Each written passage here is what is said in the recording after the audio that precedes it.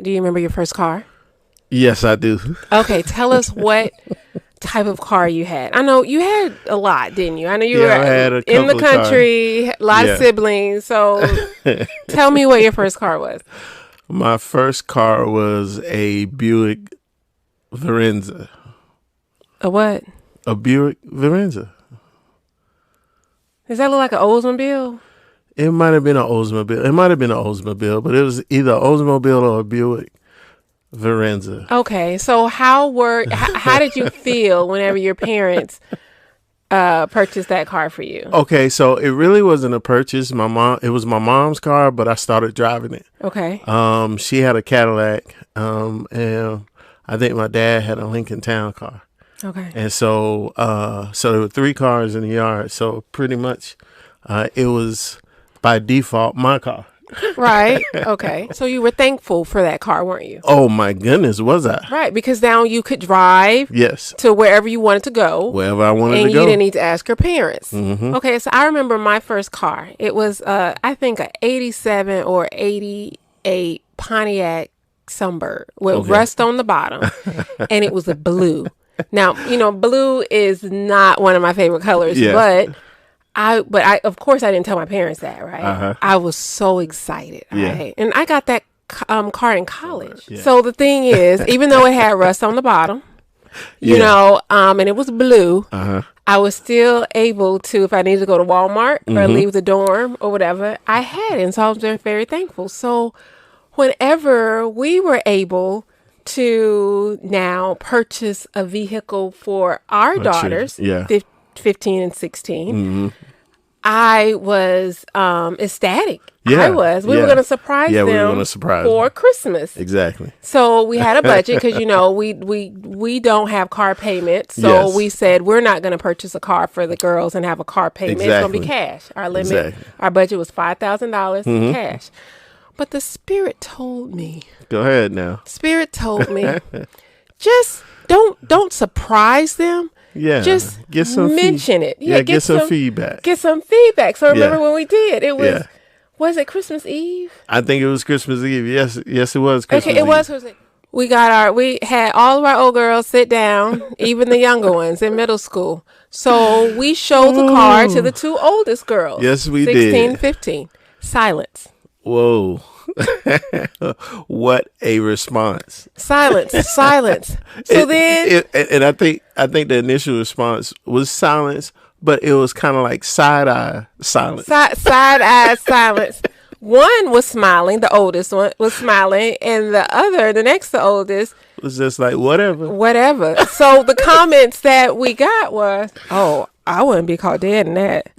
Or, this looks different. Yeah. Thinking we wanted more technology. Yeah, we wanted a backup camera. Yeah. And more of the Bluetooth. And so we said, well, you know that you're not driving our vehicles anymore in 2022. We're not bringing old things from 2021 into 2022. Yeah. So we were going to purchase you a vehicle so you can drive yourself to things where you want to go. Go around the city. Right. Where you want to go. Where you want to go. Because we're not doing your limits. wants. Yeah, within limits. We're not doing your wants in 2022. We're driving you everywhere. And we got 4 kids. So we just, our time is, and now you're of age, you can drive. They didn't want the car. We didn't purchase the car. And we didn't purchase the car. It's like, you know what? Let's save some money. About how many days later? It didn't even take. How long did it take? Maybe a week? If that. No, 9 days. It might have took 2 weeks. Yeah. No, it was 9-10 days. 2 weeks, close to 2 weeks. One of them came back. Yes, the oldest came back and said, we told our friends, and they was like, "Are you stupid? Are you crazy?" I said, "Oh, really?" And I think you won the bet because I think I bet you $1. We bet $1. I said, you know what? They're gonna come back in like a year. And you were like, no, it's gonna be. No, it's gonna be very, very. I was short. like, no, they'll come back in about a year. So they have good friends Yes. I'm Very glad good our friends. girls have Yeah. a good circle Good, of friends. Good. Yeah. When our oldest came back and told us that, and she said,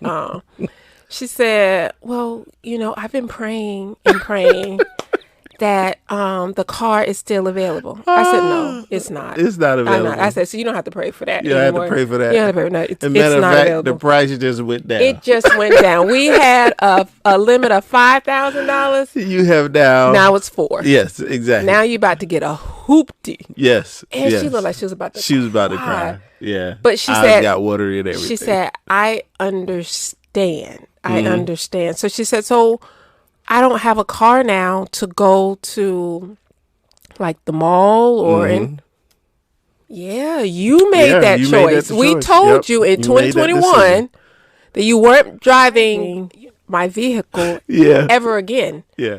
So then I guess God did answer her prayer. So we had, I guess, God soften our hearts for a second. Yeah, a little as bit. parents. But our budget was still $4,000, and we found the car for $3,999. Ain't God good? Yeah. Yes. Exactly. And we have a video. Yeah. When we presented the car to them. I'm able to drive wherever I want now. So I'm very thankful. So you should look in the trunk. Okay. I'm going to cut the car off. That's a way of independence. So open the trunk. It's now automatic. Yeah, you have to manually open. I have to figure out the handle. So as you can see, both of them were smiling. Yes, they were. Well, one was smiling. One was smiling a lot more than the other. Okay, so what's the moral of the story? The moral of the story is I think she learned her lesson, and the parents stick to what you said you were going to do. You said you were gonna whatever do. the consequences are. Yeah. It is what it is. It is what it is.